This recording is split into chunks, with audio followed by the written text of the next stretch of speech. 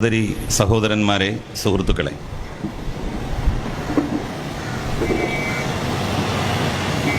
Professor Abdul Wahab നേതൃത്വം നൽകുന്ന national ലീഗിൻ്റെ സംസ്ഥാന കമ്മിറ്റിയുടെ ആഭിമുഖ്യത്തിൽ ഗാസയിലെ ജനങ്ങൾക്ക് ഐക്യദാർഢ്യം പ്രഖ്യാപിച്ചുകൊണ്ടും പിഞ്ചു കുട്ടികളെയടക്കം പട്ടിണിക്കിട്ട് കൊല്ലുന്ന ഇസ്രായേലിനെ ലോകത്തുള്ള നന്മയാഗ്രഹിക്കുന്നവർ കൂച്ചുവിലങ്ങിടണം എന്നാവശ്യപ്പെട്ടുകൊണ്ടും നടത്തപ്പെടുന്ന ഈ ഉപവാസ സമരത്തെ ഞാൻ ആദ്യമേ അഭിവാദ്യം ചെയ്യുകയാണ്. ലോകമഹായുദ്ധങ്ങളിൽ പോലും കാണാത്ത ക്രൂരതയാണ് ഇസ്രായേൽ പാലസ്തീനിൽ നടത്തിക്കൊണ്ടിരിക്കുന്നത്. അവസാനത്തെ ഗസക്കാരനെയും പിറന്നു വീണ നാട്ടിൽ നിന്ന് ആട്ടിയോടിക്കുക എന്നുള്ള ലക്ഷ്യത്തോടു കൂടിയാണ് അവർക്ക് ഭക്ഷണം പോലും നിഷേധിച്ചുകൊണ്ട്, മരുന്ന് നിഷേധിച്ചുകൊണ്ട് ഇസ്രായേൽ ഉപരോധം ഏർപ്പെടുത്തിയിരിക്കുന്നത്. ഗത്യന്തരമില്ലാതെ മുഴുവൻ ആളുകളും ഗസ വിട്ടുപോകണം. ഏതാണ്ട് 1 ലക്ഷത്തോളം ആളുകളെ ഇതിനകം കൊന്നു കഴിഞ്ഞു. ഇത്രയും വലിയ മനുഷ്യക്കുരുതി സമീപകാലത്തൊന്നും ലോകം കണ്ടിട്ടില്ല. നേരത്തെ തൊടിയൂർ ഉസ്താദ് പറഞ്ഞതുപോലെ ഹിറ്റ്ലർ ഒരുപാട് ജൂതന്മാരെ കൊന്നത് എന്തിനായിരുന്നു എന്ന് ഇപ്പോൾ ലോകം വായിച്ചെടുക്കുകയാണ്. അന്ന് അങ്ങനെ ചെയ്തില്ലായിരുന്നുവെങ്കിൽ അവരിന്ന് കാണിക്കുന്ന ക്രൂരത അന്ന് മുതൽക്കേ കാണിച്ചു തുടങ്ങുമായിരുന്നു. ഒരു വലിയ ഇടവേള ജൂതന്മാരുടെ ആക്രമണങ്ങൾക്കും നിഗൂഢ പ്രവർത്തനങ്ങൾക്കും ഉണ്ടായത് ഹിറ്റ്ലറുടെ ഇടപെടലാണോ എന്ന ചോദ്യം അതീവ പ്രസക്തമാകുന്ന ഒരു കാലത്താണ് നമ്മൾ ജീവിച്ചുകൊണ്ടിരിക്കുന്നത്.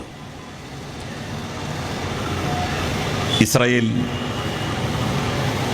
നിരാശ്രയരും നിരാലംബരുമായ മനുഷ്യരെയാണ് കൊന്നൊടുക്കിക്കൊണ്ടിരിക്കുന്നത്. ഇത് ലോകത്തുള്ള എല്ലാ നിയമങ്ങളും ലംഘിച്ചുകൊണ്ടാണ് ചെയ്യുന്നത്. അമേരിക്കയുടെ രഹസ്യ പിന്തുണ അവർക്കുണ്ട് എന്നുള്ളത് എല്ലാവർക്കും അറിയാം. പ്രശ്നങ്ങൾ പറഞ്ഞു തീർക്കാൻ ആളുകൾ ഒരുമിച്ച് കൂടുന്ന സ്ഥലത്ത് ബോംബ് വർഷിച്ച് നേതാക്കന്മാരെ കൊല്ലാൻ ഇസ്രായേൽ നടത്തിയ, ഖത്തറിൽ അവർ നടത്തിയ ബോംബാക്രമണം ഇനി ഒരിക്കലും സമാധാന ചർച്ചകൾക്ക് പോലും അതിൻ്റെ സാധ്യത പരിമിതപ്പെടുത്തുകയാണ്. അത് ഈ ഗസയിലെ പ്രശ്നത്തിന് മാത്രമല്ല, ലോകത്തെ ഏതൊരു ഭാഗത്ത് പ്രശ്നങ്ങൾ ഉണ്ടാകുമ്പോഴും മറ്റേതെങ്കിലും ഒരു മൂന്നാം രാഷ്ട്രം മധ്യസ്ഥത വഹിച്ച് മുന്നോട്ട് വന്നാൽ അവരുടെ നാട്ടിൽ പോയി മധ്യസ്ഥ ചർച്ചയിൽ പങ്കെടുക്കാൻ നേതാക്കൾ വിസമ്മതിക്കുന്ന ഒരു സാഹചര്യം ഇന്ന് നിലവിൽ വന്നിരിക്കുകയാണ്. ഈ ക്രൂരതയ്ക്കെതിരായി ലോക മനസാക്ഷി ഉണരണം. ഇസ്രായേൽ ഇന്ന് കാണിക്കുന്നത് ഗസയോടാണെങ്കിൽ നാളെ അത് മറ്റേതെങ്കിലും ഒരു അറബ് രാജ്യത്തോടായിരിക്കും എന്നുള്ളത് ലോകം മനസ്സിലാക്കണം. ഖത്തറിൽ അവർക്ക് ബോംബിടാൻ സാധിച്ചത് അതിൻ്റെ ഒരു ഡ്രസ് റിഹേഴ്സലായിട്ടേ നമുക്ക് കാണാൻ കഴിയും.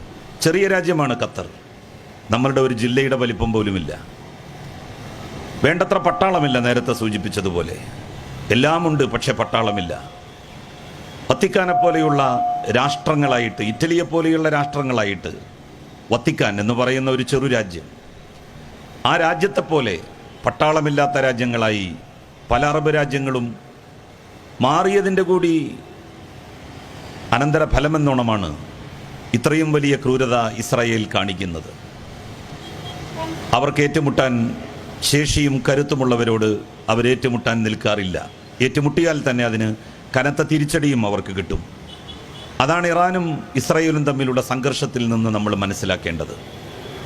ഇങ്ങനെ ഒരു പ്രതിഷേധ പരിപാടി സംഘടിപ്പിക്കാൻ മുന്നോട്ട് വന്ന നാഷണൽ ലീഗിൻ്റെ ഭാരവാഹികളെ, സംസ്ഥാന കമ്മിറ്റിയെ പ്രത്യേകം അഭിനന്ദിക്കുന്നു. ഈ ഉപവാസ സമരത്തിന് എല്ലാ അഭിവാദ്യങ്ങളും നേരുന്നു. ജയ് ഹിന്ദ്.